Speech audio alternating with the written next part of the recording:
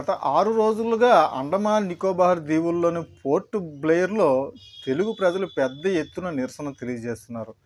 అందులో ఎక్కువ శాతం శ్రీకాకుళం వాసులే ఉండ ఉండడం గమనార్హం.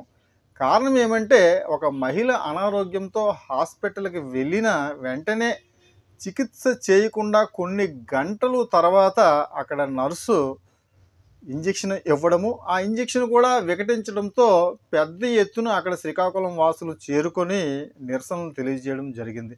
గత కొద్ది రోజులుగా నిరసన తెలియజేయడంతో అక్కడ పోస్ట్ మార్టం వచ్చేదాకా ఆ యొక్క ప్రజలు ఆ శవాన్ని తీసుకువెళ్ళడము జరగదని కూడా చెప్పడంతో పోలీసులు చేరుకోవడం, పోలీసులు లాఠీ చార్జ్ చేయడంతో శ్రీకాకుళం వాసులకి తీవ్ర గాయాలయ్యాయి. పెద్ద ఎత్తున శ్రీకాకుళం వాసులు అక్కడ నిరసన తెలియజేయడం జరిగింది. వారిని అరెస్ట్ చేశారు కూడా పోలీసులు. అయితే వెంటనే ఆంధ్రప్రదేశ్ ప్రభుత్వం స్పందించడం జరిగింది. అండమాన్ నికోబార్ దీవుల్లోని అధికారులతో చర్చలు